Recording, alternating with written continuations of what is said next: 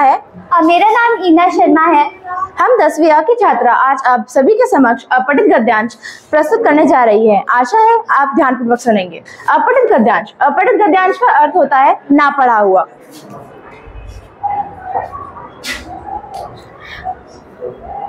अब हम सबसे पहली चीज से स्टार्ट करते हैं कि अपठित गद्यांश होते क्या है। अपठित गद्यांश या पद्यांश का अर्थ है जो पद्यांश अभी तक हमने पढ़े नहीं है या हमारे लिए वो पद्यांश जो अभी तक हमने पढ़े नहीं है या जिन पद्यांश को अभी तक हम जान नहीं पाए हैं उन्हें हम कहते हैं अपठित गद्यांश या काव्यांश। जैसे कि हम एक नई किताब खरीदते हैं, उस नई किताब के जितने भी काव्यांश या पद्यांश होते हैं वो सभी हमारे लिए अपठित गद्यांश या काव्यांश होते हैं। तो चलिए अब देखते हैं हम अपठित गद्यांश क्यों पढ़ते हैं। हम अपठित गद्यांश इसलिए पढ़ते हैं क्योंकि ये हमारी भाषा शैली को बढ़ाता है और ये हमारे व्यापक ज्ञान को भी बढ़ाने में मदद करता है। अपठित गद्यांश हमारी रुचि को बढ़ाने में मदद करता है। इससे हमारी कौशल बुद्धि का विकास भी होता है। ये हमारी पढ़ाई को सुधार करने में भी मदद करता है। अब हम जानेंगे कि अपठित गद्यांश पढ़ने के लाभ क्या होते हैं। जैसा कि अभी मेरी मित्र अंशिका नेगी ने बताया, वैसे ही अपठित गद्यांश पढ़ने के कुछ बहुत ही महत्वपूर्ण एवं अच्छे लाभ होते हैं। पहला लाभ कि उससे हमारा कौशल बढ़ता है, हमारे पढ़ने की इच्छा जागरूक होती है और हमारी सोचने की शक्ति और भी ज्यादा विकसित होती है। यही कुछ लाभ होते हैं।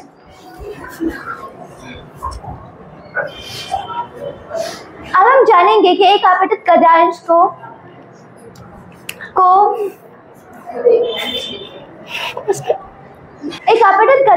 हल करने से पहले हमें एक अपठित गद्यांश को कैसे हल करना चाहिए। तो सबसे पहले और सबसे महत्वपूर्ण बात यह है कि हमें हमारा दिया गया अपठित गद्यांश बहुत ही अच्छे से 2 से 3 बार पढ़ना है, ताकि उसमें जितनी भी 2 से 3 चीजें दे रखी हैं वो आपको समझ में आ जाए। एंड जो उसमें प्रश्न दिए गए हैं उन्हें समझकर उन्हें लिखने की कोशिश करनी है और जो आप उत्तर दें वो स्पष्ट और संक्षिप्त होने चाहिए। चलिए अब मैं आपको बताती हूँ कि अपठित गद्यांश में हम क्या क्या कर सकते हैं, मतलब उसके प्रश्नों के उत्तर हम किस तरीके से दे सकते हैं। अपठित गद्यांश को पहली बार पढ़ने पे अगर आपको 60 से 70% तक समझ आ जाता है तो फिर आप दिए गए प्रश्नों के उत्तर दीजिए, और अगर नहीं आता है तो आप अपठित गद्यांश को 2 से 3 बार एक और बार ध्यान से पढ़िए और फिर उसके उत्तर दीजिए। अपठित गद्यांश में विस्तार यानी कि प्रश्नों के उत्तर की सीमा कितनी होनी चाहिए। अगर 1 अंक का प्रश्न है तो आप 1 से 3 लाइन तक आप लिख सकते हैं, और अगर 2 अंक का है तो आप 3 से 5 लाइन तक लिख सकते हैं अपने उत्तर को। अब देखते हैं कि शीर्षक, अगर अपठित गद्यांश में हमसे पूछा जाता है कि हम शीर्षक किस तरीके से पहचाने, तो हमें एक बात बहुत अच्छे से ध्यान में रखनी है कि अपठित गद्यांश शीर्षक के इर्द गिर्द ही घूमता है, यानी कि पूरा अपठित गद्यांश शीर्षक पे ही निर्भर करता है कि शीर्षक अपठित गद्यांश का ही मुख्य बिंदु माना जाता है। अपठित गद्यांश में जितनी लाइन यानी कि जितने भी शब्द वगैरह दे रखे हैं हमें उन्हीं को सच मान के चलना होगा और उन्हीं के मुताबिक अपने उत्तर को स्पष्ट और संक्षिप्त रूप में लिखना होगा। कठिन शब्दों का पता कैसे चलना चाहिए, जैसे कि एक कठिन शब्द है व्याकरण। ये व्याकरण से बहुत मिलता जुलता है, तो आधे बच्चे यही सोचते हैं कि इसका अर्थ शायद व्याकरण होगा, परंतु ऐसा नहीं होता है। व्याकरण इसका अर्थ होता है जो व्याकरण जानता हो, यानी कि जो व्याकरण से परिचित हो।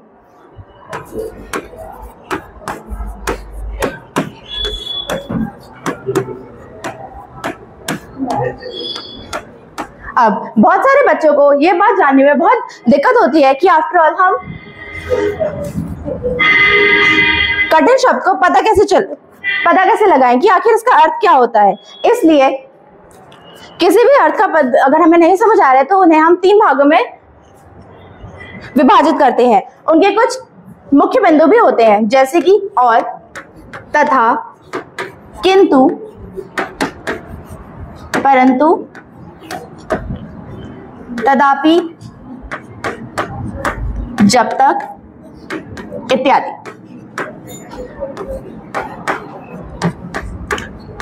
अब हम देखते हैं कि इन शब्दों का इस्तेमाल हम कैसे कर सकते हैं। तो चलिए जानते हैं। इन शब्दों को 3 भागों में विभाजित किया गया है, जैसे कि समान अर्थ वाले। इसमें हम और,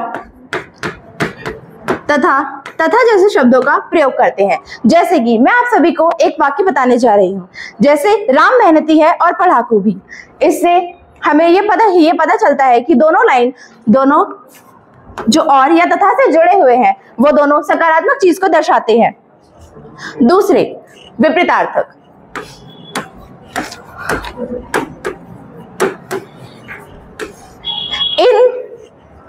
इनमें किंतु, परंतु तथा लेकिन जैसे शब्दों का प्रयोग किया जाता है। आइए उदाहरण से समझते हैं। जैसे राम मेहनती है लेकिन वो अकुशल है। किंतु या परंतु आने पर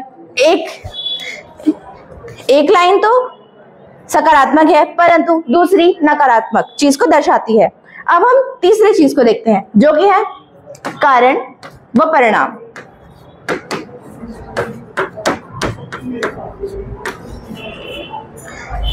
इसमें हम क्योंकि शब्द का प्रयोग ज्यादातर करते हैं। जैसे प्रियांशी का पैर टूट गया क्योंकि वह छत से कूद गई। इसमें हमें कारण का पता चलता है, क्योंकि हमें कारण को दर्शाता है कि आफ्टर ऑल किस कारण से ये सब हुआ। तो चलिए आगे देखते हैं।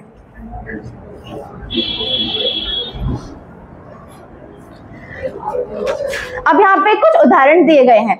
चलिए मैं आपको बताती हूँ कि अपठित गद्यांश में हम पता कैसे लगाएं कि प्रश्न कैसे बनाए जाते हैं। जैसे कि इसमें लिखा गया है, भारत में हरित क्रांति का मुख्य उद्देश्य देश को खाद्य मामले में आत्मनिर्भर बनाना है। तो इससे हम पहला प्रश्न ये बना सकते हैं कि हरित क्रांति का मुख्य उद्देश्य क्या है। दूसरा, लेकिन इस बात की आशंका किसी को नहीं थी कि रासायनिक उर्वरकों और कीटनाशकों का अंधाधुंध इस्तेमाल न सिर्फ खेतों में बल्कि खेतों से बाहर मंडियों तक में होने लगेगा। अब हम इससे ये प्रश्न बना सकते हैं कि किस चीज की हमें आशंका नहीं थी, या फिर किसका अंधाधुंध प्रयोग मार्केटों या फिर खेतों को हानि पहुंचाता है। उसका जवाब होगा उर्वरकों व कीटनाशकों का अंधाधुंध इस्तेमाल। अब विशेषज्ञों के मुताबिक रासायनिक उर्वरकों और कीटनाशकों का प्रयोग खाद्य की गुणवत्ता के लिए सही नहीं है। अब इससे एक और प्रश्न बन सकता है, वैज्ञानिकों के अनुसार किसका प्रयोग खाद्यों की गुणवत्ता के लिए सही नहीं है। तो उसका उत्तर होगा रासायनिक उर्वरकों और कीटनाशकों का प्रयोग। ऐसे हम और भी प्रश्नों बना सकते हैं। चलिए अब आगे देखते हैं।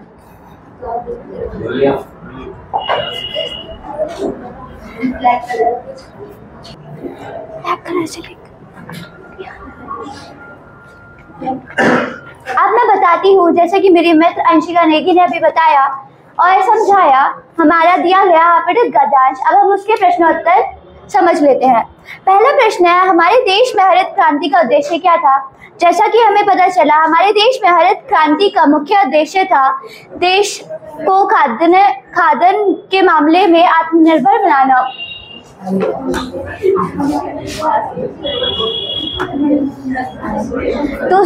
दूसरा प्रश्न है कि खाद्यान्नों की गुणवत्ता बनाए रखने के लिए किनका प्रयोग सही नहीं था। उसका उत्तर आएगा खाद्यान्नों की गुणवत्ता बनाने के हेतु रासायनिक उर्वरकों और कीटनाशकों का प्रयोग आवश्यक नहीं था। तीसरा प्रश्न, विशेषज्ञ हरित क्रांति की सफलता के लिए क्या आवश्यक मानने लगे थे और क्यों। विशेषज्ञ हरित क्रांति की सफलता हेतु रासायनिक उर्वरकों और कीटनाशकों का प्रयोग आवश्यक मानने लगे थे क्योंकि ये हमारी बढ़ती हुई आबादी के लिए लोगों का भरपूर पेट भरने में मदद करती थी, यानी कि इससे फसलें जल्दी उगती थी। चलिए चौथे प्रश्न की ओर देखते हैं। हरित क्रांति ने किसानों को परंपरागत कृषि किस तरह दूर कर दिया।